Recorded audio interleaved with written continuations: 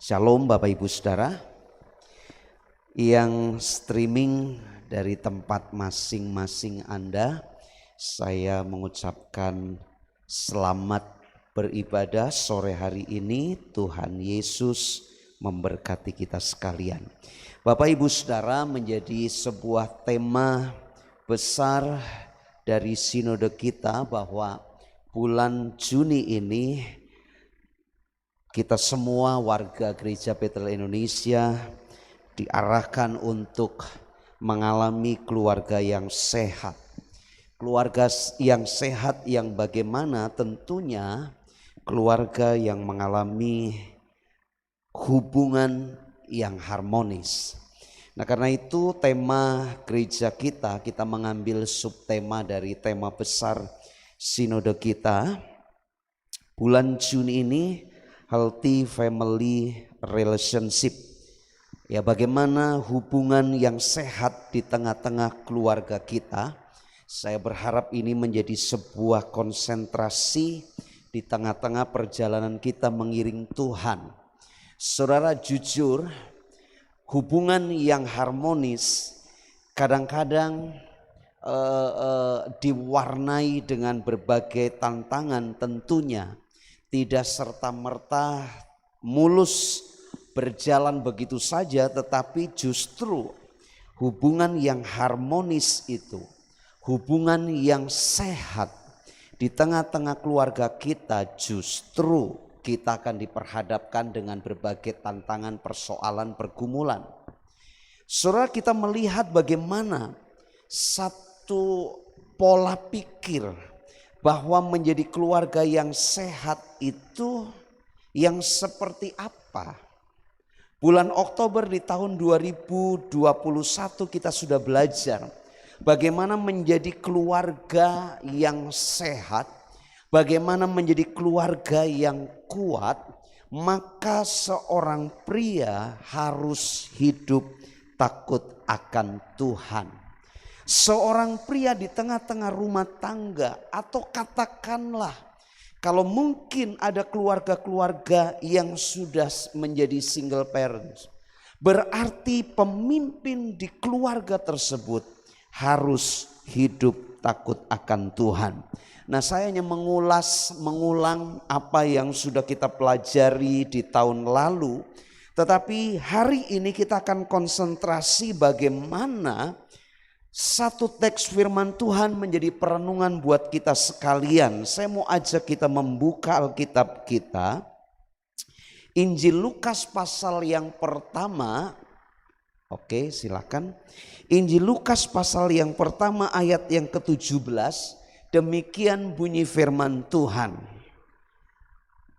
Ia akan berjalan mendahului Tuhan dalam roh dan kuasa Elia, untuk membuat hati bapa-bapa berbalik kepada anak-anaknya, dan hati orang-orang durhaka kepada pikiran orang-orang benar, dan dengan demikian menyiapkan bagi Tuhan suatu umat yang layak baginya.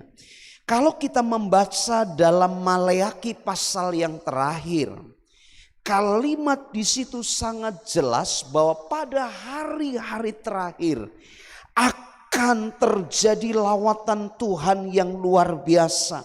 Bapak-bapak akan berbalik kepada anak-anaknya. Kemudian diungkap di situ hati anak-anak akan berbalik kepada orang tua.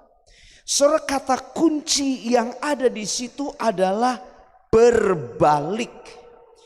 Kalau kita mempelajari sejarah perjanjian lama dan juga sejarah perjanjian baru, ada dua kata yang unik berkaitan dengan sebuah pemulihan. Sebuah pemulihan dalam perjanjian lama saya pernah ilustrasikan. Katakanlah kalau ini benda ada di tempat ini, kemudian bergeser karena berpindah tempat atau dicuri. Maka ketika berpindah tempat atau dicuri, bicara pemulihan, yang pertama perjanjian lama memberikan sebuah pengertian akan dikembalikan ke tempat semula. Apa yang hilang, apa yang tercuri akan dikembalikan. Tetapi perjanjian baru menjelaskan bukan saja dikembalikan, tetapi pemulihan dalam konteks perjanjian baru adalah, katakanlah kalau ini benda yang bisa pecah, begitu jatuh maka akan pecah berantakan. Mungkin serpihannya tidak tahu tercecer kemana saja, tetapi bicara pemulihan, Tuhan akan kembalikan serpian-serpian itu dan kemudian Tuhan bentuk kembali seperti sedia kala. Itu bicara pemulihan konteks perjanjian baru. Saudara, artinya apa kalau kita melihat dari sisi bagaimana Yohanes akan menjadi sebuah alat Tuhan mempersiapkan umat yang layak bagi kedatangan Kristus. Ada pemulihan hubungan orang tua dengan anak. Saudara, kalau kita melihat teks ini jelas di situ dikatakan Roh Tuhan dan kuasa Elia itu akan membuat hati bapak-bapak berbalik kepada anak-anak. Saudara, ini bicara pemulihan. Tadi pagi saya sempat ulas sedikit. Saya sempat melihat sebuah tayangan dan seorang hamba Tuhan berkata begini dalam tayangan tersebut. Ada banyak, tidak sedikit ibu-ibu rumah tangga yang mungkin tanda kutip omongannya lebih tajam daripada seorang suami. Tetapi data menyebutkan ada banyak anak-anak terluka oleh papa. Ada banyak anak-anak terluka oleh bapa di tengah-tengah keluarganya. Saya sempat mendengar penjelasan itu, tetapi tidak dijelaskan secara detail kenapa itu bisa terjadi. Saya memikirkan hal itu dan saya tidak berani menjelaskan bahwa ini sebuah penelusuran. Saya hanya baru meraba-raba begini. Ada kemungkinan kenapa seorang anak lebih mudah terluka oleh papahnya ketimbang mamahnya. Saya sempat meraba-raba berpikir kemungkinan, ini analisa awal. Ya, kalau menulis tesis, menulis karya tulis kan harus ada praduga awal. Kemudian harus diteliti, dibuktikan. Saya hanya baru praduga awal. Kemungkinan kenapa anak-anak tidak terlalu terluka oleh mamahnya. Karena mungkin dikandung 9 bulan lebih. Ada sebuah jalinan chemistry yang begitu mendalam. Tadi sore pun saya sempat memikirkan apakah itu yang menjadi sebuah antibody katakanlah atau serum katakanlah bagi seorang anak ketika mamahnya mungkin melakukan apa saja, dia masih bisa menerima kondisi kehadiran bahkan hubungan yang intim dengan mamahnya. Tetapi kita membuktikan ada banyak anak-anak yang luka karena perilaku, sikap dan lain sebagainya dari seorang ayah. Saudara, ketika saya menemukan ayat ini beberapa waktu yang lalu, saya sempat diskusi dengan istri. Tema bulan ini buat saya cukup berat. Sebab bicara healthy family relationship. Apa yang harus saya sampaikan kepada jemaat? Saya diskusi dengan istri saya baru mendapatkan bagaimana ada pemulihan hubungan antara orang tua dengan anak dan diwakili oleh pria yang disebut bapak dan anak. Ternyata Bapak Ibu Saudara, kita bisa temukan ada banyak persoalan, kebobrokan dalam tanda kutip, kehancuran dalam tanda kutip dalam kehidupan anak-anak di sebuah rumah tangga. Kuncinya simpel. Kita telusuri siapa papahnya. Saudara menjadi seorang pria, dengar baik-baik yang hari ini hadir sore hari ini. Anda seorang pria, apakah Anda sudah berkeluarga, artinya sudah menjadi ayah, atau belum? Satu kali waktu Anda akan menjadi seorang ayah. Perhatikan, ada sesuatu yang Tuhan taruh di pundak kita sebagai seorang pria, bahwa kehidupan kita akan sangat berdampak dan mewarnai keturunan kita. Karena itu penting. Ada dua hal yang saya tangkap. Saya sempat cari beberapa pengertian dari ayat yang ke-17 ini. Bapak Ibu Saudara nanti baca kitab Maleaki.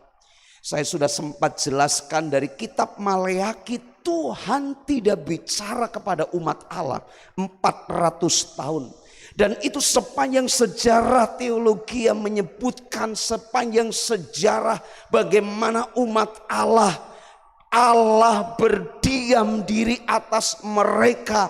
Ini disebut masa kegelapan. Kemudian muncul kehadiran malaikat membawa pesan kelahiran Yohanes Pembaptis. Zakaria menjadi kurang yakin sebab istrinya mandul. Zakaria bisa saja secara manusiawi, sebab sudah 400 tahun Allah tidak bicara. Kok tiba-tiba malaikat datang dan berkata, engkau akan punya anak, istrimu yang mandul akan punya anak, dan dia akan melayani umat Allah, mempersiapkan umat yang layak bagi kedatangan Kristus. Saudara, bicara pemulihan yang dilakukan dalam pelayanan Yohanes, pemulihan atau relationship sangat penting buat kita, keluarga, anak-anak Tuhan. Ada dua pengertian yang saya temukan di situ Bapak Ibu Saudara. Ternyata pemulihan hubungan akan terjadi ketika sebuah hubungan tersebut dipenuhi dengan kasih Allah. Saya temukan pengertian ini, kata berbalik di situ. Ada sebuah kondisi di mana hati Bapa dikembalikan kepada anak-anak, maka tidak lain harus dipenuhi dengan kasih Allah. Perhatikan ayat ini Bapak Ibu Saudara.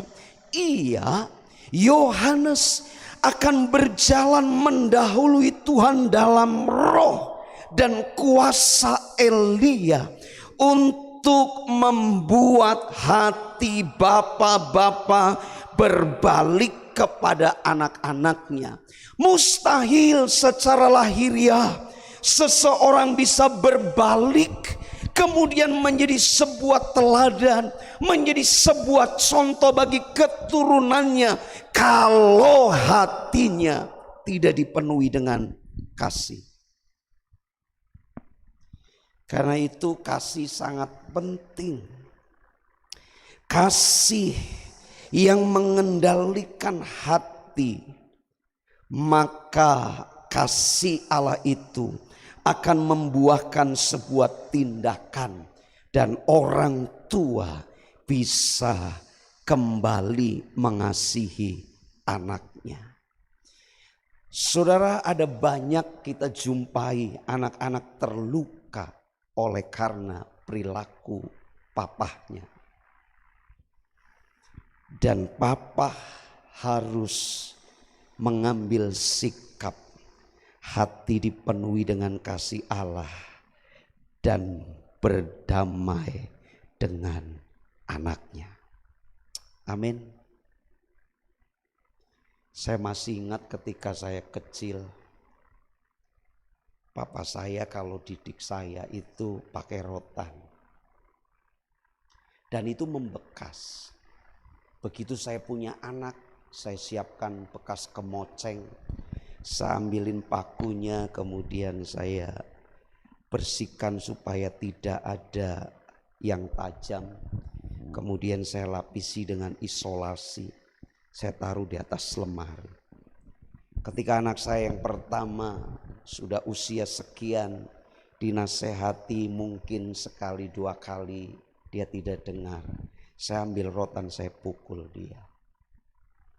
Kenapa saya lakukan itu? Karena saya lihat saya dulu pun sempat mengalami hal itu. Tapi saya mulai berubah. Memang betul Alkitab mengajar kepada kita, rotan itu satu alat untuk mendidik anak-anak. Tetapi ketika saya pukul anak saya tidak sedang dalam mendisiplin dia. Tapi yang saya ingat, saya dulu pernah di rotan, sekarang kamu pun harus kena rotan. Tapi begitu anak saya yang kedua cewek, saya mulai berpikir dan berubah. Apakah anak cewekku pun harus kurotan? Ketika saya ikut camp pria, saya tidak sebut berikutnya sebab tidak di endorse. Saya ikutin camp pria dan di situ ada satu tema sesi video papi. Saya pulang ke rumah dan saya mulai adakan pemberesan dan saya pernah bicara ke anak saya. Pada waktu itu idealis saya tinggi sekali. Saya sekolah bisa dikatakan tidak pernah tidak ranking. Katakanlah begitu. Saya punya platform yang cukup tinggi buat anak-anak saya pada waktu itu. Setiap tes atau terima rapot kalau tidak ranking, saya selalu bilang begini, kamu harus ranking guys, jangan tidak seperti papimu. Dan itu ternyata membekas buat anak-anak, tuntutan grade terlalu tinggi. Ketika ada camp anak saya mengikuti sesi itu dan nangis sejadi-jadinya. Saya datangi, saya peluk dia. Saya bilang begini, papi minta maaf dan papi tidak akan tuntut kamu seperti papi. Tapi jadilah seperti dirimu sesuai yang Tuhan tetapkan. Dan sampai hari ini saya tidak pernah menuntut anak saya untuk jadi pendeta. Sekalipun memang sangat idealis. Saya sempat dengar banyak hamba-hamba Tuhan. Kalau saudara mungkin mempelajari ada pendeta-pendeta besar, semua keturunannya jadi pendeta. Itu idealis sekali buat saya. Tapi ketika saya bertemu di satu titik bahwa masing-masing kita Tuhan sudah tetapkan sesuai panggilannya untuk kita bisa maksimal. Saya sadar pada waktu itu ternyata idealis saya menjadi sebuah platform yang mau tidak mau keturunan saya harus ikutin saya. Dan itu berubah ketika saya bertemu di satu titik ternyata keliru. Bukan berarti kalau kita sebagai seorang pendeta, anak jadi pendeta, wah itu harapan dan doa. Tapi saya banyak temukan juga ada banyak hamba-hamba Tuhan yang anak-anaknya pun awalnya tidak terpanggil. Tetapi satu keadaan akhirnya dikiring. Itu kalau Tuhan sudah tetapkan, itu lain lagi ceritanya. Tetapi yang saya mau sampaikan, hati yang dipenuhi kasih itu akan menghasilkan sebuah tindakan untuk memberikan keteladanan yang baik. Amin. Tadi saya bilang sama istri saya, coba tanya sama calon psikolog. Kemudian tadi sudah dapat jawaban. Kenapa? Memang secara sains juga, ilmu pengetahuan, pria lebih dominan untuk memberikan sebuah pengaruh. Karena itu yang pria-pria hati-hati. Anda dan saya bisa membuat merah atau bisa membuat hijau atau katakanlah bisa membuat putih atau membuat hitam keluarga kita. Kita harus penuh dengan kasih. Amin. Amin. Tadi pagi saya cukup ekstrim. Saya bicara ada orang menyesal setelah berumah tangga. Nyesel aku jadi kepala keluarga. Ternyata setelah aku berumah tangga, aku harus kerja. Aku harus banting tulang. Menafkahi istri dan anak-anak. Saya bilang tadi pagi, kalau Anda menyesal dengan status dan hidupmu, ini bukan sebuah penyesalan, tapi Anda harus bertobat. Dan saya bilang begini, kalau Anda menyesal hari ini, kenapa dulu menikah? Sebab kita harus menyadari Tuhan mau kita menjadi maksimal dengan apa yang Tuhan percayakan. Amin. Yang kedua, Bapak Ibu Saudara, pemulihan bisa terjadi ketika hubungan itu dipenuhi kasih. Yang kedua, ketika sebuah hubungan itu dilakukan dengan dasar aku mau taat kepada kehendak Allah. Saudara perhatikan ayat ini Bapak Ibu Saudara. Kalimatnya jelas. Ia akan berjalan mendahului Tuhan dalam roh dan kuasa Elia untuk membuat hati bapak-bapak berbalik kepada anak-anaknya dan hati orang durhaka kepada pikiran orang benar. Dan dengan demikian menyiapkan bagi Tuhan suatu umat yang layak baginya. Yang kedua Bapak Ibu Saudara, perlu disadari pemulihan di dalam keluarga akan terjadi ketika didahului oleh kepala keluarga. Dia dipenuhi dengan hati, kemudian mulai berbalik dan mengasihi keluarganya. Yang kedua, itu akan terjadi kalau kita sadar bahwa aku harus taat kepada Tuhan. Amin. Halo. Kadang-kadang kita nggak sadar. Ya, saya paling keki dan sebel sebetulnya. Kalau muncul di infotainment itu, kalau lagi pacaran, kemudian mau nikah, ngomongnya begini, oh ini sudah ditentukan Tuhan jodohku.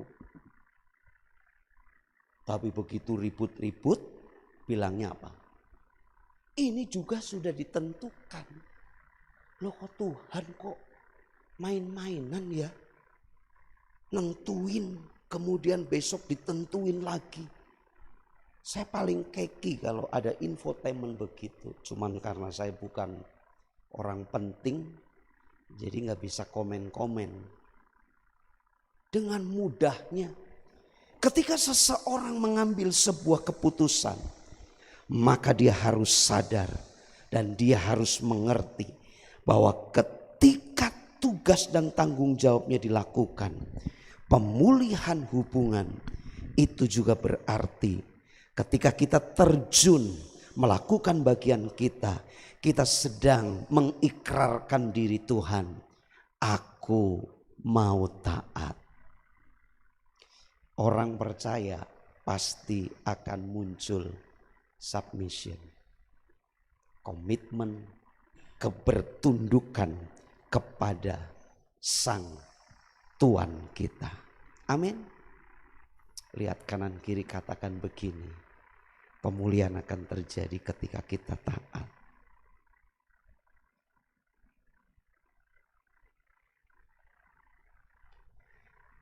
Saya sepanjang pelayanan sampai tahun ini, berarti dari tahun 92 saya terlibat pelayanan. Saya pernah ketemu ada orang yang sampai muntap. Dia bilang begini, sampai aku mati jangan orang ini datang nemuin aku. Nyentuh mayatku pun jangan. Saya pikir ini orang sampai segila begitu ya. Marah dan geramnya. Ada apa? Ternyata ketika sebuah hubungan luka sulit. Saya ketemu juga kalau jemaat antar jemaat bersinggungan, itu pendeta masih bisa mendoakan dan meredam. Tapi kalau ada jemaat luka karena pendeta, ini biasanya sulit. Sulit. Makanya saya hati-hati sekali. Harus jaga semuanya, jangan sampai ada orang gara-gara perkataanku, perilakuku, mereka lihat keluargaku, kemudian menjadi luka dan tidak sungguh-sungguh ikut Tuhan. Sulit. Tapi itu harus dilakukan. Amin. Suatu kali waktu saya sempat protes sama Tuhan. Tuhan, kenapa jadi mahasiswa teologi kok seperti ini? Pada waktu itu makan susah sekali. Kadang-kadang di asrama sepiring bisa buat bertiga. Jadi gantian makannya. 1 sendok si A, 1 sendok si B, 1 sendok si C. Bayangkan, karena memang sangat-sangat menderita pada waktu itu. Saya sempat protes. Kalau tahu jadi mahasiswa teologi seperti ini, aku nggak mau masuk sekolah teologi. Saya nggak ngerti apakah rektor pada waktu itu dengar atau gimana. Satu kali waktu dia menyampaikan sebuah kalimat dalam khotbah. Kalau Anda masuk ke kampus ini, Anda menjadi mahasiswa teologi. Anda yakin dipanggil Tuhan masuk ke tempat ini, dipersiapkan jadi hamba Tuhan. Tapi engkau menderita, mungkin engkau makan susah, engkau dikata-katai orang, mungkin engkau mengalami pergumulan yang begitu luar biasa. Dengar baik-baik, untuk itulah Anda dipanggil dan masuk ke kampus ini. Saya ketika dengar kalimat itu seperti tamparan. Ada banyak memang jemaat diajar untuk hormat kepada hamba Tuhan. Tapi dari sisi hamba Tuhan, Anda dan saya tidak perlu dan Anda tidak punya hak meminta supaya jemaat menghormati kita. Kalau kita sungguh-sungguh mencintai Tuhan dan melayani Tuhan, kita taat sama Tuhan, jemaat pun akan dibuat menghormati seorang hamba Tuhan. Amin. Kehendak Tuhan. Kalau Tuhan berfirman, hati bapa-bapa akan berbalik kepada hati anak-anak. Demikian juga hati anak-anak. Ini tidak lain dimotori oleh seorang bapa mengambil sikap hanya taat kepada Tuhan dan hatinya berbalik untuk anak-anak. Amin. Semalam anak saya yang nomor 2 jatuh dari sepeda motor. Saya sudah pesan, nanti pulang balik nggak usah ke sini, dah di depan saja. Tahu-tahu kubrak, tolong. manusiawinya. Saya keluar bukan cepet-cepet nolong, tapi sedikit rada kacak pinggang. Saya lihat anak saya jatuh, saya selamatin motornya. Padahal anak saya kerubuhan motor. Ya memang harus motornya dulu kan, nggak mungkin saya angkat. Karena motor sudah lama nggak dipakai, harus pakai cuk, jadi cuknya masih setengah. Jadi kan ngegas terus itu. Untung bukan motor matic. Jadi cuma saya sedikit ngomong tinggi, kemudian anak saya karena takut enggak berani ngomong, dia WA. Maafin Pi, aku juga udah WA Mami, maaf. Saya lihat begitu WA, saya dapat teguran. Besok kamu mau khotbah tentang pemulihan, relationship, kamu marah-marah malam ini. Jadi saya buka pintu kamarnya, ada yang luka enggak? Enggak. Ada yang sakit enggak? Enggak. Coba yang rada sakit diurut atau diminyakin. Enggak Pi. Malam belum tidur. Istri saya bilang, jangan-jangan ada yang sakit loh. Jadi saya WA lagi. Kamu enggak tidur, ada yang sakit apa? Enggak Pi, belum bisa tidur. Saudara, kadang-kadang kita orang tua itu sulit untuk ngomong dan mendekati anak-anak kita. Tapi mari kita belajar. Saya ditegur, lah wong anakmu ketindihan motor, malah motor racing diangkat dulu. Saya sempat debat juga. Lah kalau enggak aku angkat motornya dulu, gimana aku nolongin anaknya, kan keurukan. Tadi siang dia bilang, Pi, jemurannya kan melengkong tadi. Sudah beres. Tadi pagi papi bangun jam 5, terus tak luruskan lagi dan sudah rapi semua. Saya cek motor aman, lumut di depan rumah untuk jemuran. Tadi pagi saya kosekin semua dan bersih semua. Kenapa saya lakukan itu? Karena memang saya harus ambil sebuah resiko apapun. Saya papa, saya suami, saya harus lakukan itu. Ada banyak orang mungkin merasa terpaksa. Kalau Anda terpaksa jadi kepala keluarga, Anda terpaksa jadi orang tua. Ini bicara suami dan istri. Kalau Anda terpaksa jadi orang tua, bertobat malam hari ini. Sebab Anda dan saya ditetapkan jadi orang tua untuk melahirkan keturunan yang cinta Tuhan dan diberkati Tuhan. Amin. Waduh, ini yang muda-muda aku salah mangkat ke pakantipas. Ke khotbah go bapak-bapak karo ibu-ibu. Tapi satu kali waktu Anda akan jadi orang tua. Amin. Amin. Saya berharap anak-anak saya sudah mungkin ini yang kesekian kali dengar. Saya sedang membangun sebuah pemikiran dengan istri saya. Kalau anak-anak kita berhasil dan sukses, jangan pernah menjudge dan menggiring mereka bahwa kita sudah menabur sedemikian rupa. Bagianmu harus kembalikan kepada kita. Karena kita orang tua punya tanggung jawab untuk mengayomi dan mendidik anak kita. Bagaimana anak kita membalas apa yang kita lakukan? Dengan cara dia pun bertanggung jawab dengan keluarganya kelak dan keturunannya. Itu cukup sebagai bukti dia balas apa yang kita lakukan. Saya sedang membangun pemikiran ini supaya di hari tua kita tidak merasa kecewa ketika mungkin kita tidak diperhatikan. Karena apa? Bagian kita sudah selesai. Saudara, karena saya percaya keturunan orang benar tidak akan meminta-minta. Bagian kita jadi orang benar.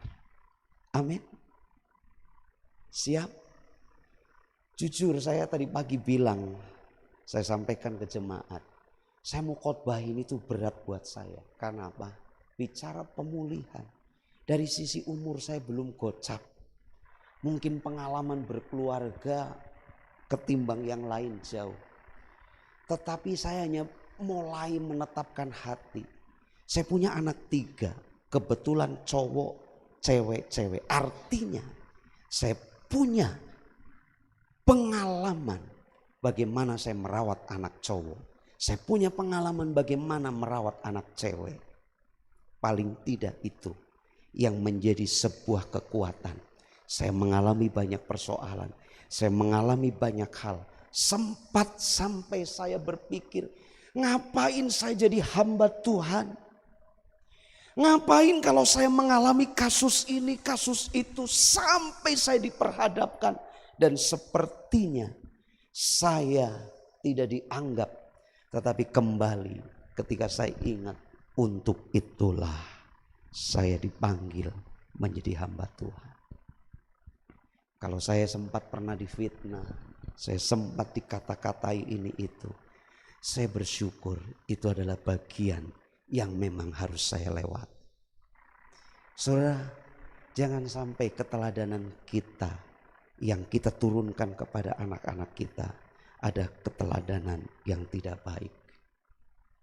Saya sering bicara ke anak-anak ketika dia protes sesuatu.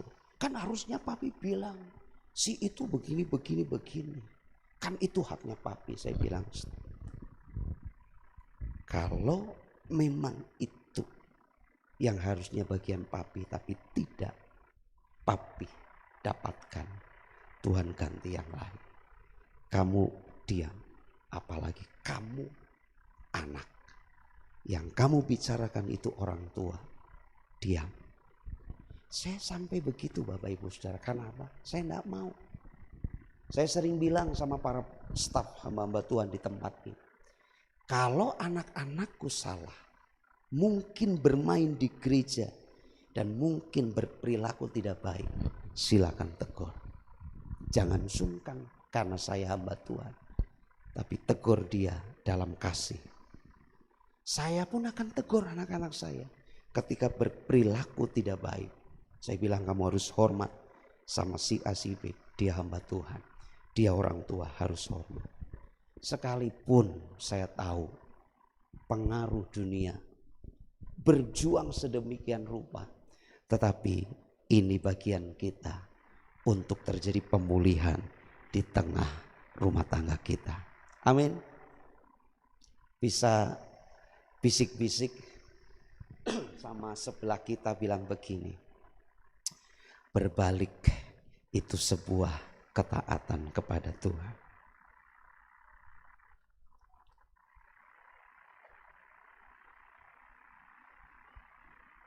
Saya sempat baca kemarin atau yang lalu, saya lihat di YouTube ada sebuah iklan kecil.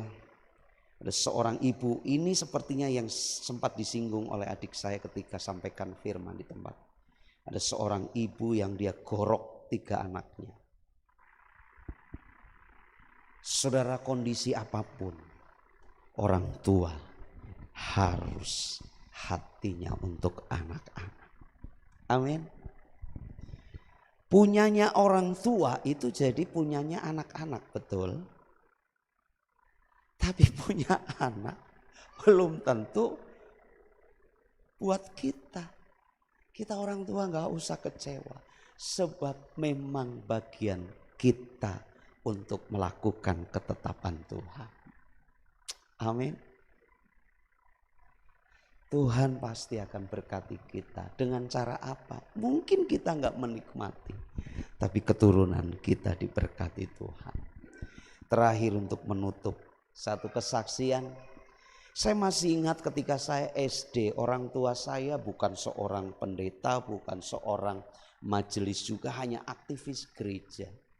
Tapi ketika dari sebuah gereja kami pada waktu itu ada mahasiswa praktek bisa 2 bulan, rumah kami menjadi tempat singgah untuk para mahasiswa teologi yang nginep sepanjang 1-2 bulan. Makan di rumah kami, tidur di rumah kami, dan semua masalah kehidupan sehari-hari orang tua kami yang supply. tanpa ada minta untuk kompensasi apapun. Tapi saya masih ingat.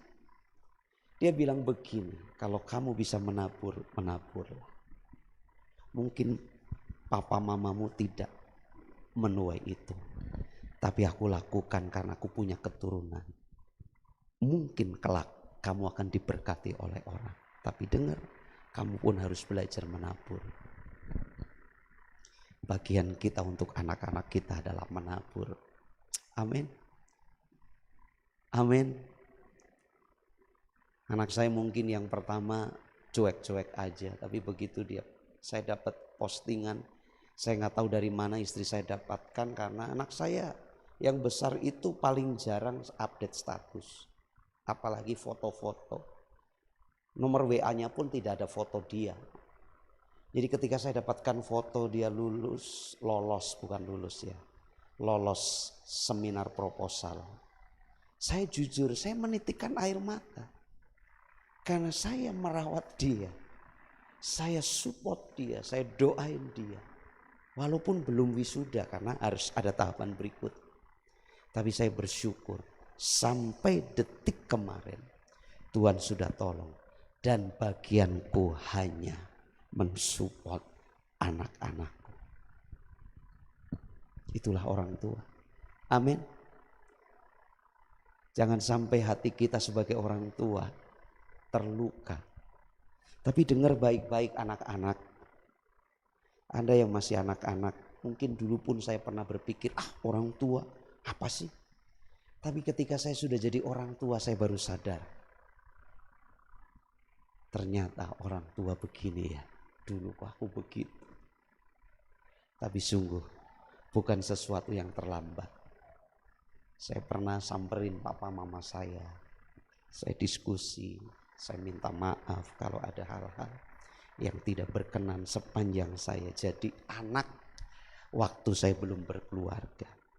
Saudara, saya ajak kita semua bangkit berdiri. Kita baca kalimat ini. Saya undang tim musik.